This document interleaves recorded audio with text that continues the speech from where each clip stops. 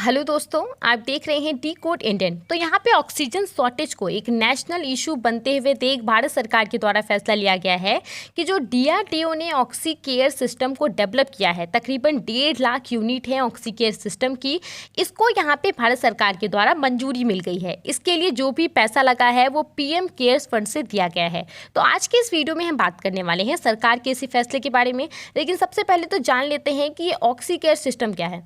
देखिए, साधारण शब्दों में अगर मैं आपको समझाऊं कि ऑक्सी केयर सिस्टम क्या है, तो ये एक ऐसा सिस्टम है जिसके थ्रू पेशेंट के बॉडी में ऑक्सीजन को डिलीवर किया जाता है मेडिकल ऑक्सीजन सिलेंडर से। लेकिन यहाँ पे खास बात क्या है कि जो ऑक्सीजन डिलीवर किया जाता है वो SpO2 लेवल के अनुसार किया जाता है।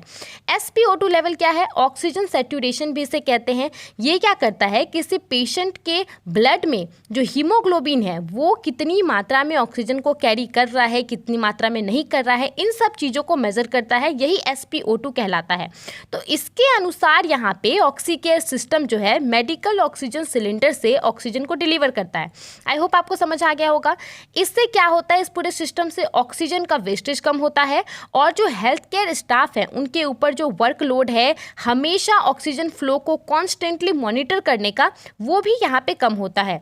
साथ ही में यहाँ पे देखिए, कोई भी अगर व्यक्ति है जो कि ऑक्सीजन पे है, स्पेशली सप्लीमेंटल ऑक्सीजन पे है, तो उसको यहाँ पे हमेशा एक चिंता रहती है हाइपोक्सिया की, यानी कि लो ऑक्सीजन की, कहीं ऑक्सीजन लो ना हो जाए। और अभी इतनी सारी जो डेथ हो रही है उसमें से एक बड़ा कारण यही है कि ऑक्सीजन लेवल बहुत ज़्यादा लो हो जा रहा है और इंसान जो है उसकी डेथ हो जा रही है।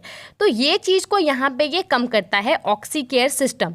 ठीक है, अब यहाँ पे सरकार के द्वारा जो फैसला लिया गया है उसके तहत कहा गया है कि 50,000 ऑटोमेटिक और 1 lakh manual oxy care system जो हैं प्रोक्यूर किए जाएंगे नॉन ब्रेथर मास्क के साथ।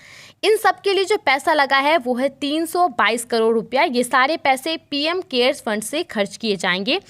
ऑक्सी केयर सिस्टम को डेवलप किया गया है। वैसे डीआरडीओ के बहुत सारे लैब हैं, तो यहाँ पे बेंगलुरु बेस्ड एक लैब है जिसका नाम है defence bio engineering and electromedical laboratory. इसके द्वारा ऑक्सी केयर सिस्टम को यहाँ पे डेवलप किया गया है। देखिए, बेसिकली जो है इस पूरे सिस्टम को डेवलप किया गया था हमारे सोल्जर्स के लिए जो कि एक्सट्रीमली हाई एल्टीट्यूड पे फील्ड एरिया पे रहते हैं, उनको इसकी ज़रूरत है, तो वहाँ के लिए इसको डेवलप किया गया था। लेकिन जैसा कि हम लोग देख रहे हैं कि डेडली सेकेंड वेव जो कोरोना वायरस का हमारे सामने आ गया है, उसमें ऑक्सीजन एक बहुत बड़ा मुद्दा बन करके सामने आया है। तो यहाँ पे ऑक्सी केयर सिस्टम जो है एक वरदान के रूप में काम आएगा। इसको इस्तेमाल कहाँ कहाँ किया जाएगा, तो कोविड-19 केयर सेंटर में किया जाएगा, क्वारंटीन सेंटर में किया जाएगा, हॉस्पिटल में भी किया जाएगा, और इसका इस्तेमाल घर पे भी किया जा सकता है क्योंकि इसको जिस तरीके से डिज़ाइन किया गया है वो बहुत ही अच्छा है।